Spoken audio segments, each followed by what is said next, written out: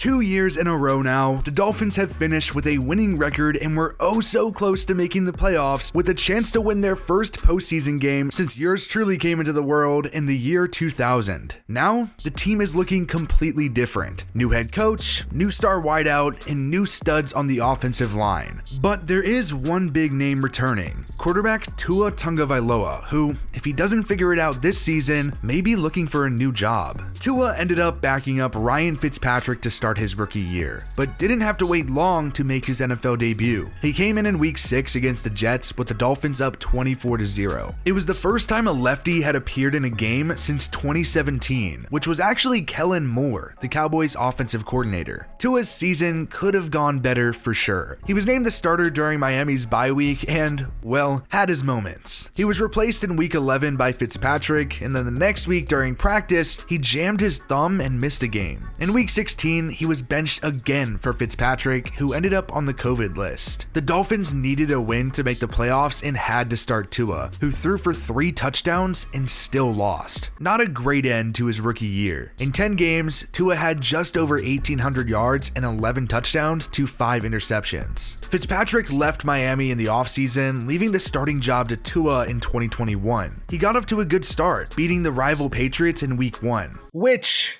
I'm still sour about. And then it all went to shit. In week 2, Tua fractured several ribs. He got carted off and didn't see the field for about a month, with Jacoby Brissett taking over in relief. Tua didn't return until week 6, and when he did, the Dolphins lost to the Jaguars in London and fell to 1-5 before losing 2 more to go to 1-7. Not really that great. Tua was hurt and missed week 9, which was a Miami win actually. Then the next week, Tua came off the bench and gave the Dolphins a spark, helping bring them back to a win and turning around the season. It seems like the talk of the town last season was the Patriots' 7-game winning streak that they went on. However, people seem to forget that Miami also put together its first 7-game win streak since 1985. Unfortunately, the Dolphins still missed the playoffs. But here's one hell of a stat, and I hate that I have to say this right now, but Tua is 3-0 against the Patriots in his career. He had a good year too, had over 2,600 yards, 16 touchdowns, and 10 interceptions. It's been a crazy offseason full of big moves. A few quarterbacks have been traded, but for the most part, it's been the offseason of the wide receiver. After what the Bengals managed to accomplish by neglecting their offensive line in favor of a stud wideout, Jamar Chase, the whole NFL has kind of copied the model. 6 wide receivers were taken in the first round of the 2022 NFL Draft, and 2 top receivers got traded, Davante Adams and, of course, Tyreek Hill. I can't say enough good things about Tyreek Hill, at least about his talent on the field. Off the field can be a different story.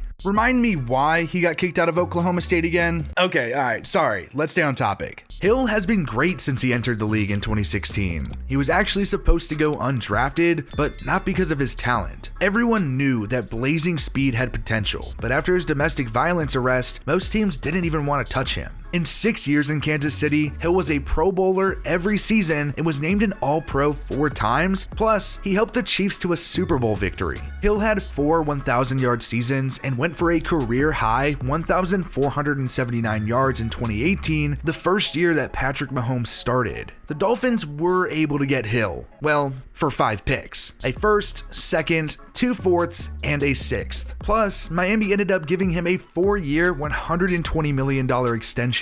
For whatever reason, I think the media views Tyreek Hill on the Dolphins a lot differently than they probably should, and it's causing fans to have the same viewpoint. Tua doesn't have a very strong arm. I'm not gonna sit here and argue with anybody about that, but I don't think that really matters. Hill only played 4 years with Mahomes. Before that, he was catching passes from Alex Smith for 2 seasons and had almost 1,200 yards in 2017. Of course, his air yards are going to go down. Tua might not even have half the arm strength of Mahomes, but the idea that that's going to make Hill all of a sudden not good or not one of the best wideouts in the league is just absolutely bonkers. He's already done it with Alex Alex Smith. And who was Tua's top target in 2021? Jaylen Waddle. The same way that the Bengals went out to get Jamar Chase to pair him with his old college quarterback Joe Burrow, and actually the same thing that the Eagles did to get Jalen Hurts and Devontae Smith back together, Miami did the same thing by drafting Waddle, who played with Tua at Alabama. It's no surprise that Waddle was Tua's favorite target, and Waddle even set the rookie record for receptions with 104. Plus, he had over 1,000 yards and 6 touchdowns. And here's the thing, the dude's a speedster. He has some similarities to Hill, and what the Dolphins did so well in 2021 was getting Waddle open in space with just a short route and letting him do his thing with the ball in his hands because the dude is just super elusive and fast. So no, I have absolutely no worries when it comes to Tua being able to get the ball to his playmakers, even if it isn't a 40-yard pass downfield. The rest of the Dolphins offense? Well,